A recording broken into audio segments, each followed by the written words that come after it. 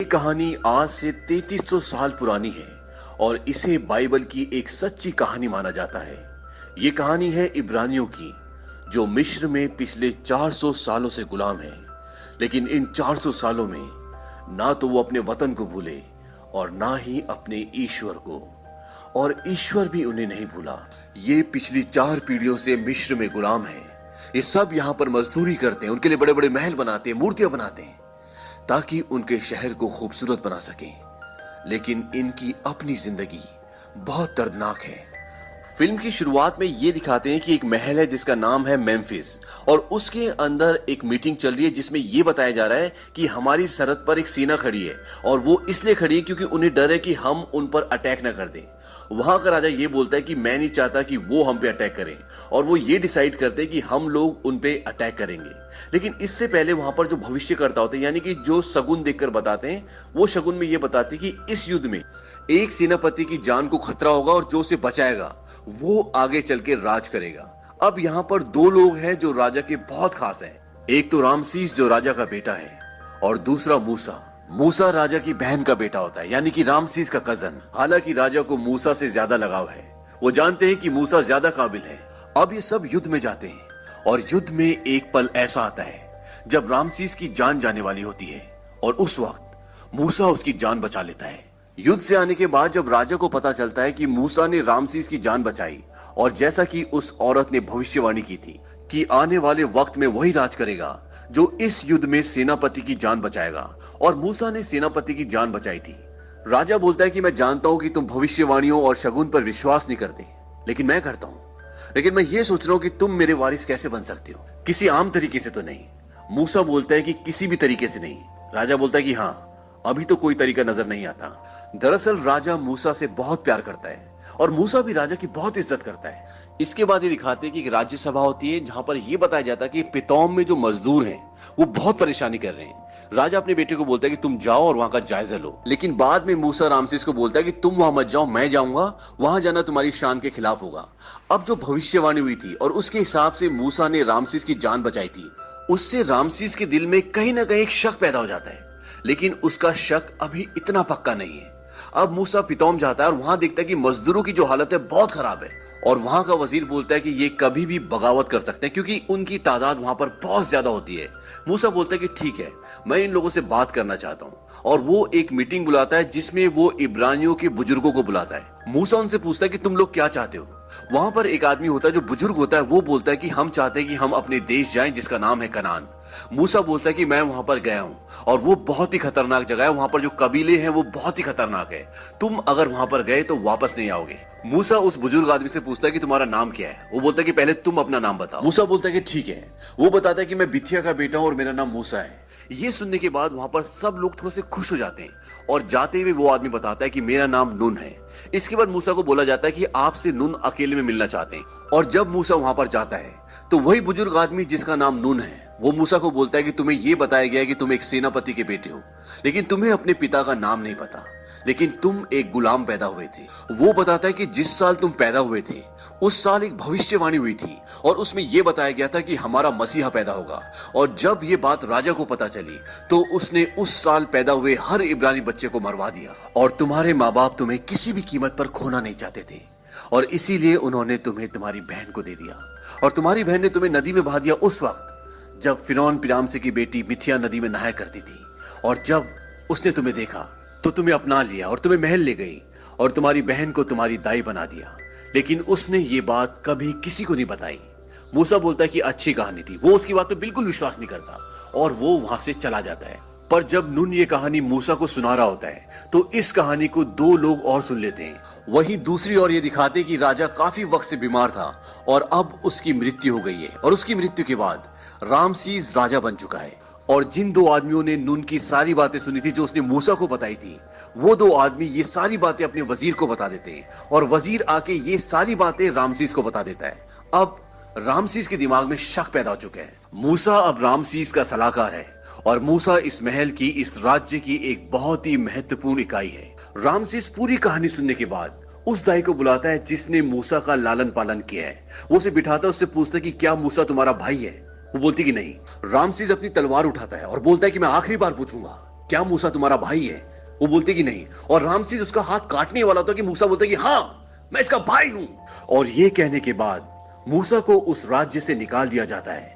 हालांकि रामसेस को अभी भी यकीन नहीं है। रामसेस सोचता है कि सब एक कहानी है, झूठी कहानी है, लेकिन वो भी मूसा से छुटकारा पाना चाहता था और इसीलिए वो उसे उस राज्य से निकाल देता है। और उस राज्य से जाने से पहले वो अपनी माँ बिथिया से मिलता है और साथ में मिरियम भी होती है। और अब उसकी माँ उसे सारा सच बताती है। वो कहती है कि हाँ, तुम मेरे बेटे नहीं हो, तुम मुझे नदी में मिले थे और मिरियम तुम्हारी सगी बहन है। हमने ये बात कभी किसी को नहीं बताई। लेकिन अभी भी मूसा को यकीन नहीं होता। मूसा कहता है कि ये नहीं हो सकता। वो कहती है कि सच यही है।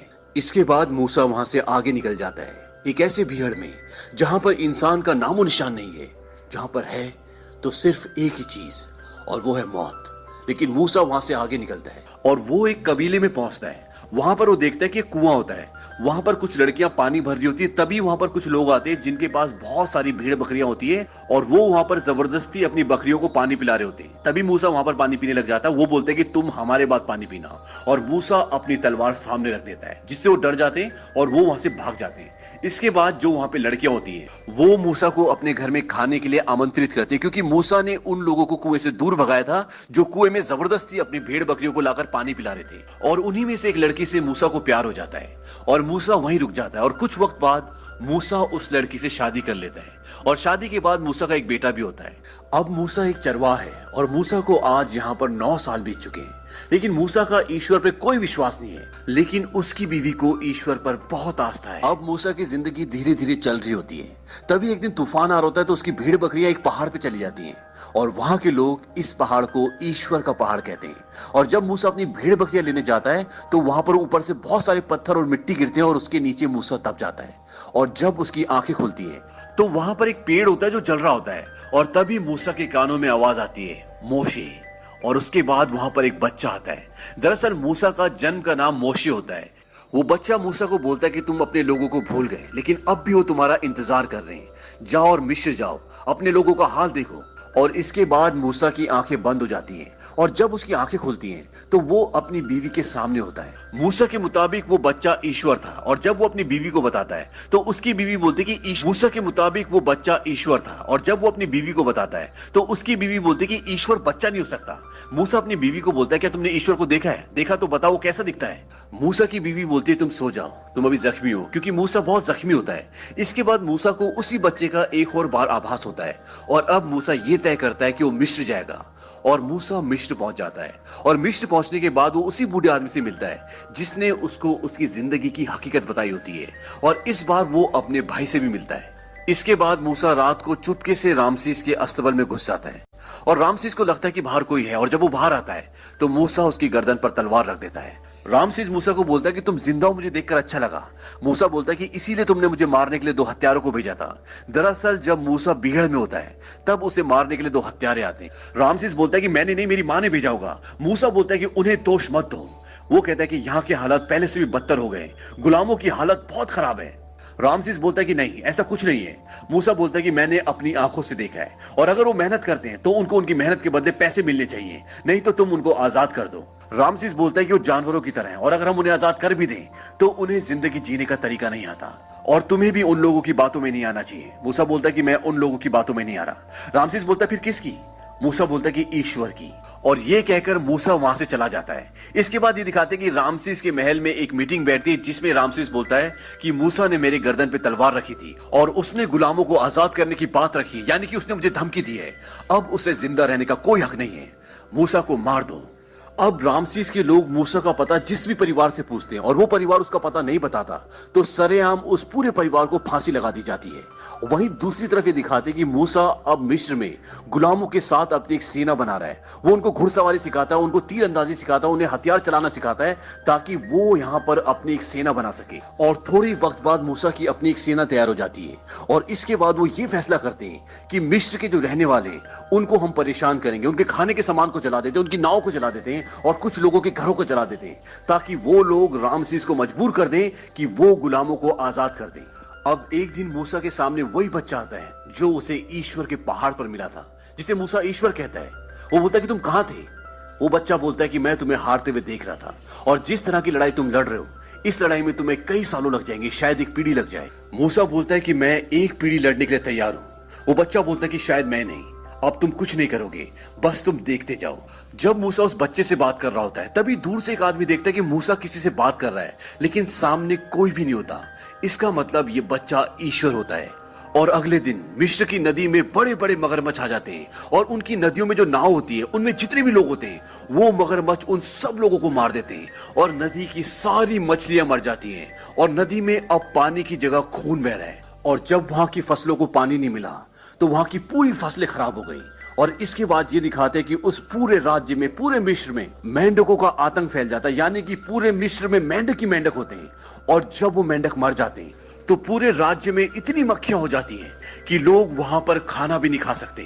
और इसके बाद वो होता है जिसके बारे में उन्होंने कभी सोचा भी नहीं था। पूरे राज्य में कोढ़ फैल जाता है और इस बीमारी से राजा रानी कोई नहीं बच पाता। इसके बाद मूसा रामसीस को घोड़े की पीठ पर एक संदेश लिखकर भेजता है। उसमें यह लिखा होता है कि जितनी भी आफतें आ रही हैं ये ईश्वर की तरफ से है और आने वाले वक्त में ये आफतें और बढ़ेंगी। हमें आपस में समझौता करना पड़ेगा। लेकिन इसके बदले रामसीस उन गुलामों को और भी दंड देता है, उनका काम डबल कर देता है और साथ ही साथ उन लोगों को भी फांसी दी जाती है जो लोग मूसा का पता नहीं बताते। पूरे मिस्र में हाहाकार मचा हुआ है। और जब ईश्वर देखते हैं कि रामसीस ने उनकी बात अभी तक नहीं मानी तो वहां के जितने भी पालतू जानवर होते हैं, घोड़े, बैल, बकरी, सब मरना शुरू हो जाते हैं। और इस बात से पूरा राज्य परेशान हो जाता है।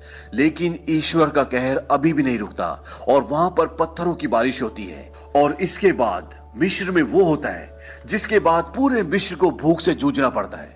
उस पूरे राज्य में करोड़ों टिड्डे आ जाते हैं जो पूरी फसल को बर्बाद कर देते हैं। और अब तक रामसीस भी इन सब आपदाओं से बहुत परेशान हो चुका है। और जब वो प्रेयर करने के लिए जाता है तो उसे लगता है कि उसके आसपास मूसा है। वो बोलता है कि मूसा तुम यहां पर हो, लेकिन मूसा वहां पर नहीं होता। और तब वो धमकी देता है कि अब अगर मिस्र में एक भी चीज हुई तो हर एक इब्रानी बच्चा जो अभी चल भी नहीं पाता वो कभी नहीं चल पाएगा, मैं उसे दरियाई नील में डुबा दूंगा जैसे तुम्हें डुबा देना चाहिए था। और तुम कहते हो कि ये सब तुमने नहीं किया, तुम्हारे ईश्वर ने किया है, तो मैं ईश्वर हूं। तो देखते कि अब मारने में कौन तेज है, तुम, तुम्हारा ईश्वर या मैं। अब मूसा ईश्वर के पास जाता है और ईश्वर बोलते कि मुझे पता है कि उसने हमारी बात नहीं मानी और मैंने उसकी आखिरी धमकी सुनी है और अब इससे भी बुरा होगा। हालांकि मूसा नहीं चाहता कि इससे बुरा मिस्र में हो क्योंकि वो उन्हीं के साथ पला बड़ा है।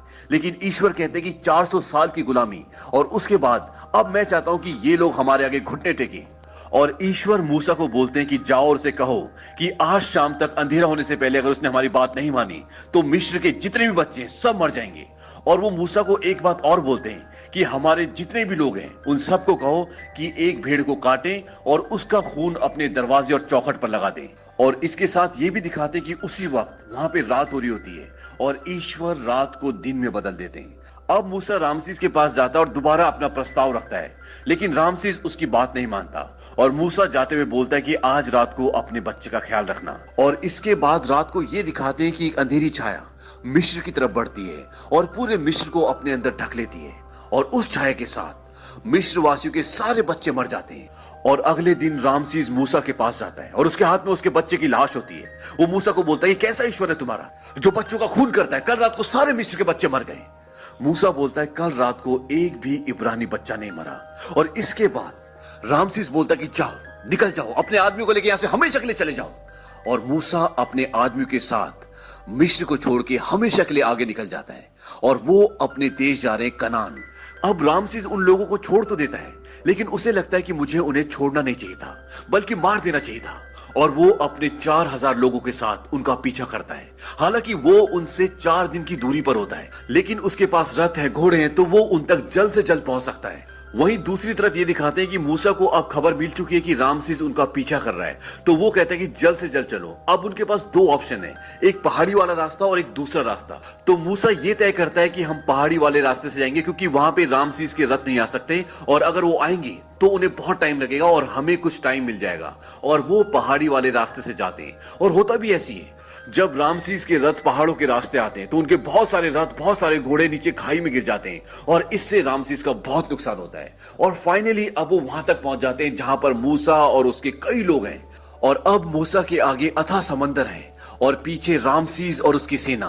और मूसा तय करता है कि अब हम इस समंदर को पार करेंगे और मूसा ऐसा इसलिए बोलता है क्योंकि उसे ईश्वर की तरफ से संकेत मिल जाते हैं और वो अपने सारे लोगों को लेकर समंदर की ओर बढ़ता है और समंदर का पानी कम होना शुरू हो जाता है, यानी कि समंदर दो हिस्सों में बढ़ जाता है और बीच में रास्ता बन जाता है और पीछे से उसी रास्ते पर रामसीस और उसकी फौज आ रही होती है। और जब मूसा के लोग लगभग समंदर पार कर ही चुके होते हैं तो समंदर का पानी वापस आना शुरू हो जाता है और उसकी लहरें बहुत ऊपर होती है।